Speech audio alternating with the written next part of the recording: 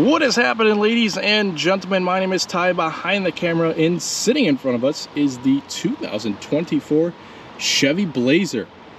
This one is in the 3LT trim, finished in copper bronze metallic on the outside, a very unique color with a full jet black leather interior.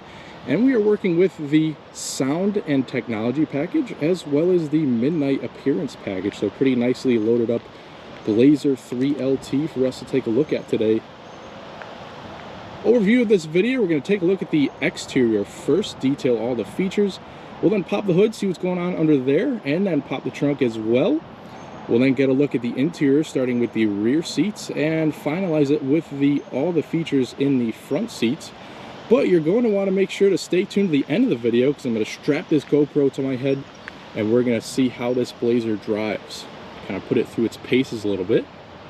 First things first, let's go over the lighting up front. We have full LEDs for all of our lighting elements, and we have kind of two sectors. Up here we have the LED bar for both the daytime running lights, and it'll turn into the turn signals once you turn them on. Looks very nice, all illuminated. And taking a look down below, we have a single bulb used for both your high and low beams, again LED powered and chrome accented. Looks good, again all illuminated. And part of the midnight package gives you some kind of blacked out elements, and that means a full blacked out grille with this kind of glossy black bar leading into the black Chevy bow tie. Right underneath the bow tie we have a camera, and that pays tribute to your 360 degrees view camera system on this car. We do have some black cladding towards the bottom that goes around the wheels and down the side to protect your copper bronze paint, and a little bit of silver cladding too. Now the hood is pretty stylish with some creases going down into the grille, and we do have some blacked out 18-inch wheels as part of the midnight package. Those 18-inch wheels are wrapped in 235/65 tires, and we have 6 lugs. Down the side we have lots of blacked out elements here with the kind of blacked out A-pillars to give the roof a floating appearance. We have blacked out roof rails with your panoramic roof up top and mirror caps, as well as the Blazer emblem. So the midnight package adds lots of glossy black elements. We wrap around to the side. You can see the mirrors have turn signal indicators and blind spot warning. All 4 doors will also have the smart key entry. If you see a little chrome button on the door handle, you just tap that to lock and unlock. And we'll take a quick look at the window sticker, which shows a $48,425 total sticker price. Fuel door is on the driver's side. And wrapping around to see your lights, they are fully LED just like up front. So we have LED tail lights, turn signals, and brake lights. Looks pretty good, all illuminated. Taking a look up towards the top, we have your shark fin antenna spoiler up here with the 3rd brake light and your 3rd wiper right down below. The badging back here is all blacked out. We have some more kind of flat black cladding with some silver accents and some very nice polished exhaust tips back here. Just below our Chevy emblem we have 2 cameras. One is for your reversing camera and the other for your camera mirror, which I'll show you once we get inside. And at the very bottom we have a trunk release for the powered trunk, or hatch I should say. So, pretty outlandish color we have on this particular Blazer. What do you guys think? Let me know in the comments. So, under the hood of the Blazer, we have a couple of different engine options, which start off with a 2-liter turbocharged 4-cylinder. That's good for 228 horsepower and 258 pound-feet of torque. But we have the ladder engine, which is a 3.6-liter naturally aspirated V6 with 308 horsepower and 270 pound-feet of torque. Now both engines will come hooked up to a 9-speed automatic that shifts buttery smooth, and you can choose between front-wheel drive or all-wheel drive in all trims. So pretty nice and tidy engine bay. We have the battery up front, and all of our fluids are very easy to check and to either add more or change. Okay, so the tailgate on the Blazer and the 3LT trim is powered, and once we open it up, huge opening and lots of space in here with our carpeted floor mats right there. Very nice carpeting back here with tie downs towards the end. You also have a spot to put a cargo shade. As you can see, our seats fold down in a 60-40 fashion. Underneath the cargo floor, you can see we have a spare tire, tools, and some extra storage. And you can even fold down the rear seats from back here, just pulling this lever. Very nice. And we also have lighting to either side, as well as a grocery bag hanger also on either side, and a 12-volt power outlet on the passenger side. We also have a couple of cubbies too to either side to put extra things so they won't slide around. Once you're done with the trunk, you can either use the handle to close it or simply just press the button.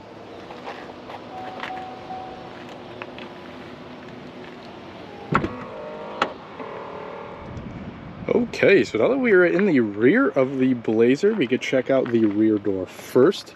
Only hard to the touch materials are up here and all the way down, where we have a speaker and a little storage tray. But the rest, where you rest your arm, is a nice leatherette material with some stitching. You have some bright work for your door handles and your window switch, of course.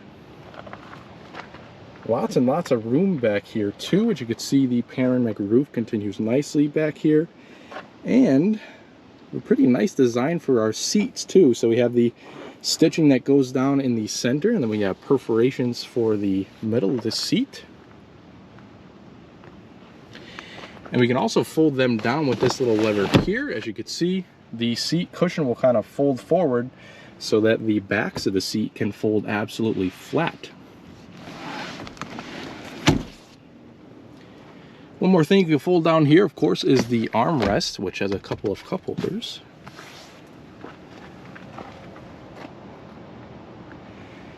And I'll hop in to show you how much room there is back here, which it is plentiful. Now, I am 5'10", and I adjusted this front seat to a comfortable driving position for myself, and take a look at that. Lots and lots of leg room, and also a pretty good amount of headroom. I'd say about an inch for somebody my size.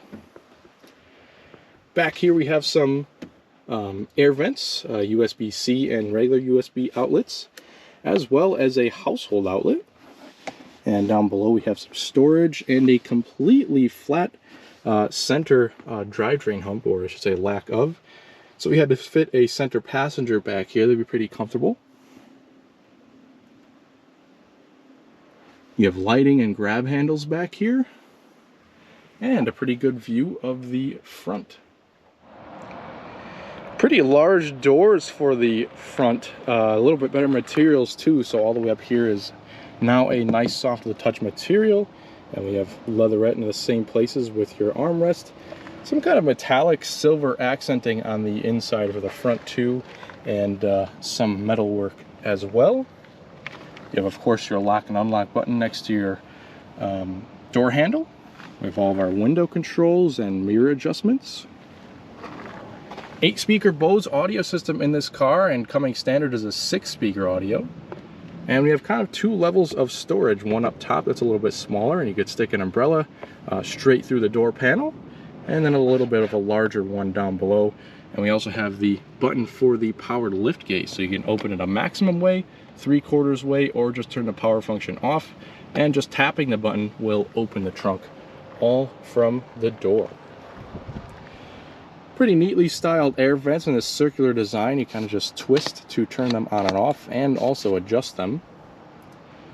Over here we have a couple of buttons for the gauge dimmer, as well as the headlights and the electronic parking brake. Down here we can see the release for the tilt telescoping steering wheel, and your hood releases up there of our pedals. And our driver's seat is pretty nice looking. Very much the same design as out back, but with the same, nice leather with the perforations and contrast stitching. And as far as adjustments go, we have all of our normal adjustments plus the 2-way lumbar. Okay, so now that we're seated inside of the Blazer, here's the key. We We have a lock, unlock, remote start, and the ability to open the trunk, as well as a panic alarm.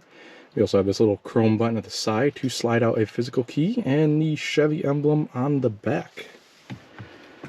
The push button is located all the way up here, so it's a little bit of a far reach, but at least you could see it, because most push button starts are way back here behind the steering wheel.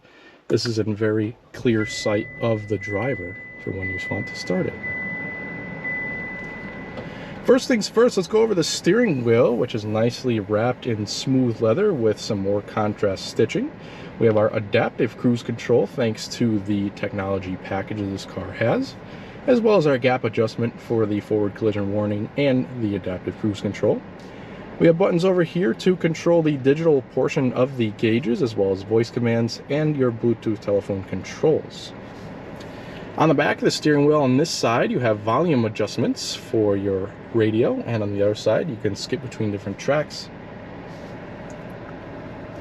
If we move over the steering wheel, we of course have the stock for your turn signals, high beams, that is automatic high beams. And to the other side, we have our front and rear wipers.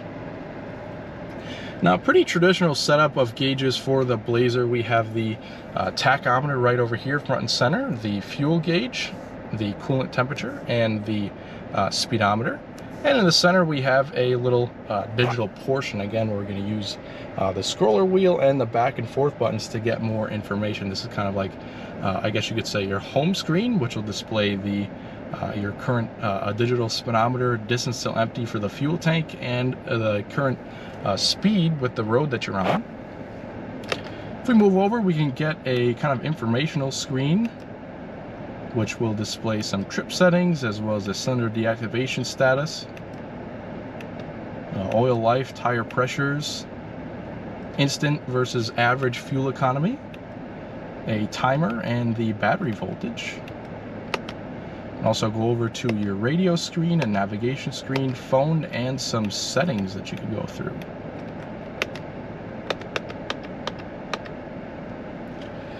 Taking a look at the upper dash, we have some stitching up here, and it is nice, soft to the touch, and we have a nice big touchscreen for this car. We'll kind of leave it in the demo mode for the first owner. But basics of the screen, kind of scroll over and have a home with your radio, phone, and navigation. This does have built-in navigation, which is nice. Moving over, we can click some of the apps quickly, and you can see what's playing is in the center. Your presets are up top, and your sources are right over here. You can also adjust the sound settings there as well. Over phone navigation, you can enter a navigation right up here, and we have a pretty good looking map. We can set up different users, so if you have multiple people using the car, that's pretty nice. We have a bunch of settings that you can go through as well. We have the Apple CarPlay, Android Auto, OnStar services, and you can also access the climate control through the screen. Temperatures to either side, dual zone climate control with your fan speed in the middle, where the different zones are, and all your different AC settings. You can also pull up your 360-degree camera anywhere. Very nice and clear camera system with your top-down view over here and the front there. You can also change it to the rear. You can zoom into the rear or zoom into the front. We can also view our front and rear wheels. Kind of get a hitch view for the rear camera, and then also engage your guidance lines for parking or for trailer hookup. And we can also toggle on and off your top-down view. So pretty nice camera system in this car. Again, 4 cameras all the way around the car to stitch together that nice view. And at the bottom, you'll always have shortcuts for kind of the main used items, with your exterior temperature and time at the other side.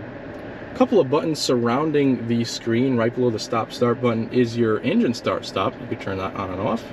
We also have our hazards, some shortcuts for the screen. I'm sure you saw me tapping the home button. We have our volume knob and a back button also. We can pop the glove box from this button here. Nice big glove box in this car. We can also turn the traction control on and off with that button right below. We do have a full set of climate controls down here, and this part of the car really looks reminiscent to a Camaro, and that's kind of what this interior was stylized after. So we have heated seats in this car for the front driver and passenger. We can also adjust the temperatures by using the exterior of the air vents themselves. We have all of our different where you'd like the air to blow. We can also sync the temperatures, put it on an automatic setting, and your AC and recycling settings are there.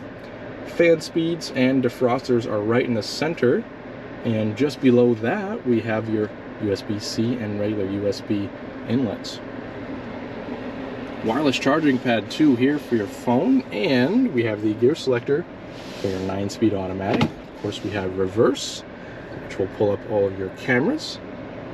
We have neutral, drive, and a low mode in case you were towing a small trailer and the car was loaded up. You got to go up a big hill and you need all the power. You could put it into low mode, and then you can also shift manually with the plus and minus at the side of the shifter. We have a couple of cup holders with some drive modes, as well as a setting to turn on and off your lane keeping assist. Now, default is kind of keeping it in your two-wheel drive mode, but we can move it over into all-wheel drive. We also have a sport setting, an off-road setting, and a trailer towing mode, which is pretty neat.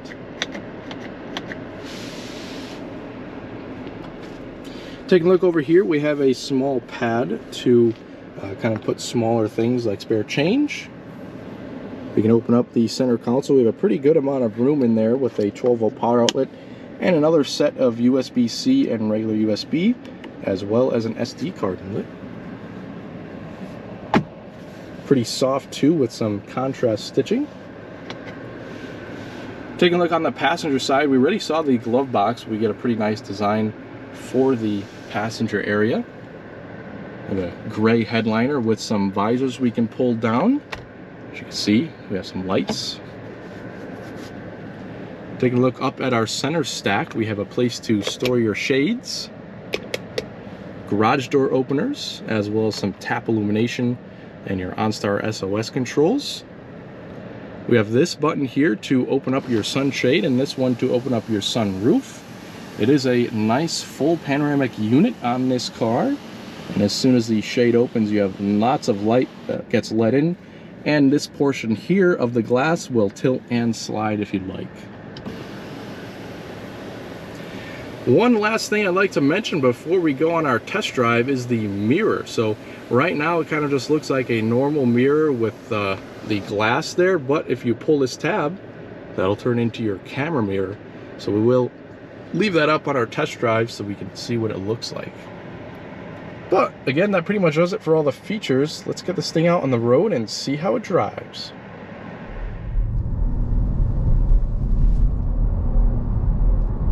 Alright, so setting off in the Blazer. A little overview of the test drive. We're going to take it through this neighborhood here, which is very hilly. Let's see how it performs there. We'll then get it on a nice back road with some turns and elevation change. And we'll then find ourselves on a 2-lane highway, so we can get up to some higher speeds, kind of test out the comfort and sound levels there. And finally, we will wind up in a kind of industrial section where there's not a whole lot of people around, so we can definitely test out the acceleration from this 3.6 liter V6. So definitely stay tuned till the very end where we test out if this has enough power or not. We'll kind of do a quick 0 to 60 test, and also follow up with a little brake test too there, so make sure you stay tuned with us. But initial thoughts on the Blazer: we have some nice small 18-inch wheels on this car, so the comfort level is very good so far. The suspension is very nice. I'm kind of turn on that digital mirror so that you could see it. Now, I have to say, my personal car has a digital mirror, and it does take a little bit of getting used to, kind of focusing your eyes on the right part there, but it is definitely doable.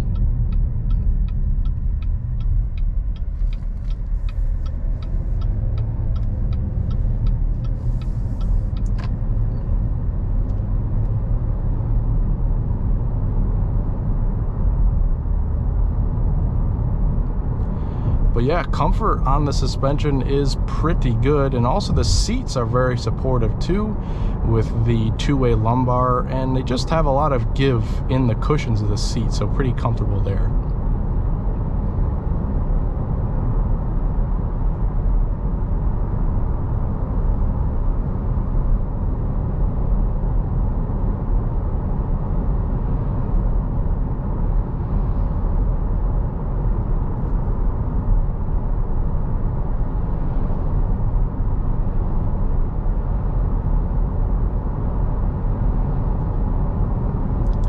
The 9-speed automatic shifts pretty quickly and buttery smooth too for around town use.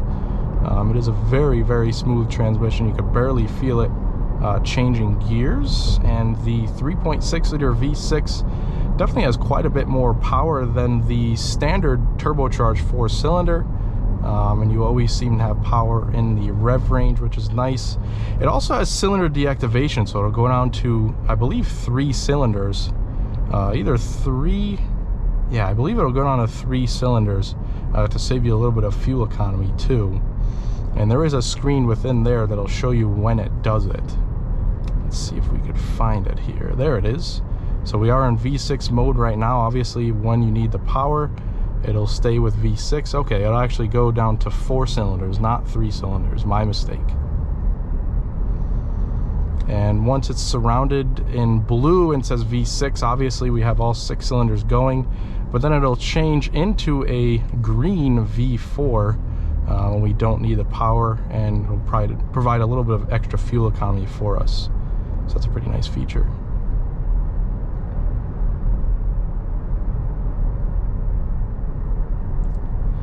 And the transition is seamless. There's no audible warning that you're in 4-cylinder mode. It really doesn't sound any different.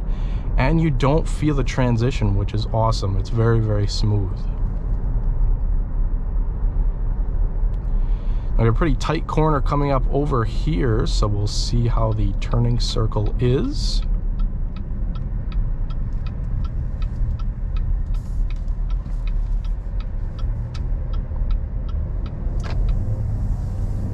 Not too bad.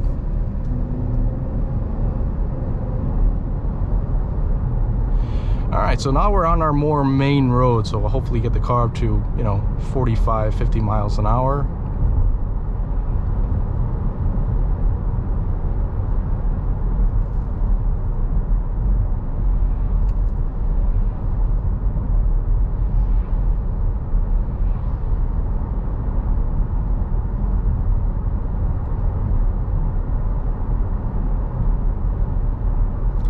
And yeah, now we're up at 45. This sound is pretty great. You just get a little whir from the tires, but really no noise from the mirrors. They're pretty small, so pretty nicely insulated car from the road noise.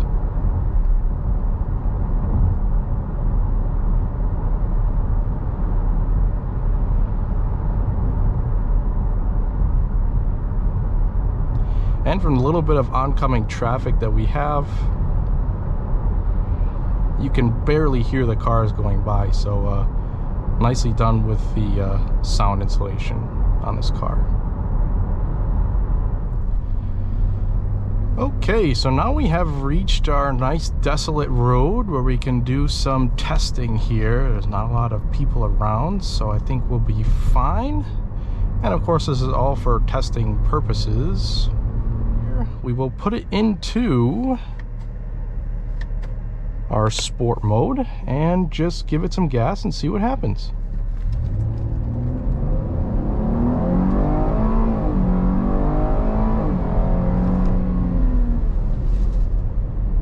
Yeah, so the V6 is nice and strong. It likes to rev too. You can definitely feel where the power band is, and it's very comfortable at the higher RPMs.